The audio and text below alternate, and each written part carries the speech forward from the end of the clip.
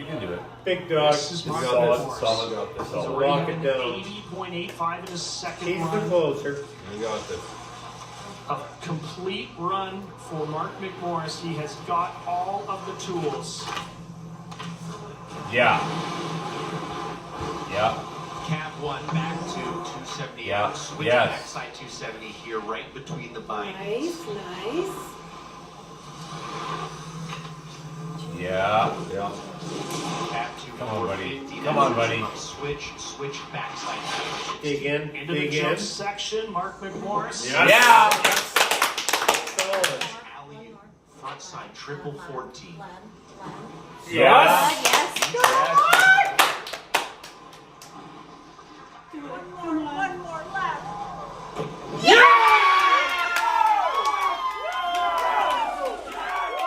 Standing here today, I hear it's a rose gold medal now added Right. to your family. Yeah.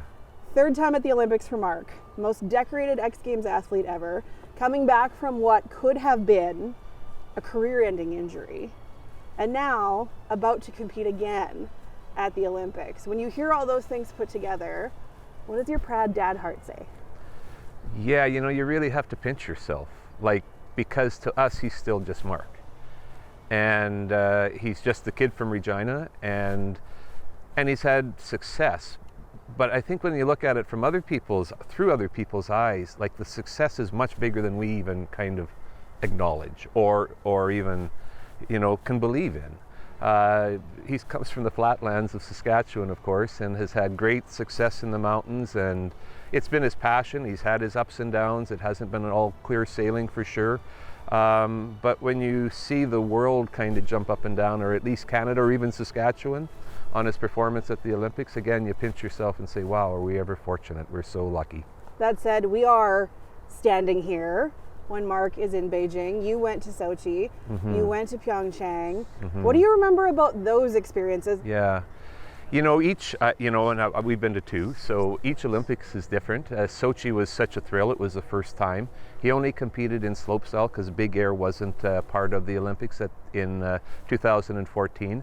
But it was a great experience. We had quite a few people around us too. I think there was about a congregation of 8. And then of course you meet others from Canada because the red and white is so popular, and it's so nice to come from a country where you don't have to kind of hide your colors a little bit. Some other countries are not quite as brave, but we can show our colors and be proud of it. So it really grows. South Korea was more challenging. It was certainly a challenging environment, but it was also longer. He rode in slopestyle at the start and big air at the end. We were there for the whole 21 days. Spent quite a bit of time in Canada House volunteering, so got more immersed in the Olympic kind of feeling, and that was pretty neat.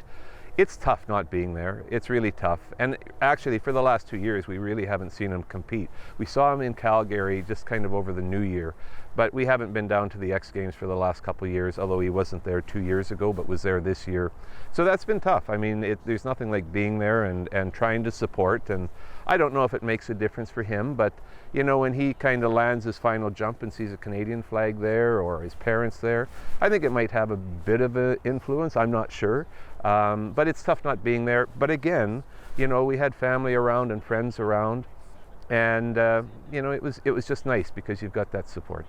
This could be difficult, getting them both in the same spot at the same time. Before we go, I want to show you a video. I Oh. believe Mark is 14 in this video. Craig is also in this video, and so are you. Really? And I'm curious what you have to say. I'd like to become a professional wakeboarder and hopefully help them out in the future. Hopefully we go big and we can make our own money off this. I think they need to be a doctor or a lawyer, really. Not a politician. When you watch Oh. that, 2008, they say, I hope we can make our own money off of this. Mark's one of the most famous snowboarders in the world. Yeah. Yeah, you know, we had so many people when we'd say, oh, they're going to snowboard, that's what they're doing, they're going snowboarding. They go, yeah, we go snowboarding once a year with our family. I go, no, they're going to try and make a living snowboarding. I didn't think it could happen. I didn't know whether it would happen, but they certainly kind of knew where they wanted to get to. And The wakeboarding certainly helped them out. That was a wakeboarding piece, but it didn't take long that they soon gravitated over to snowboarding. And again, it was their passion, and it tells you that if you got enough passion, you can do pretty much anything from wherever you come from. That was 15 years ago. Wow, that's hard to believe. Craig would just be horrified with that haircut he's got going on.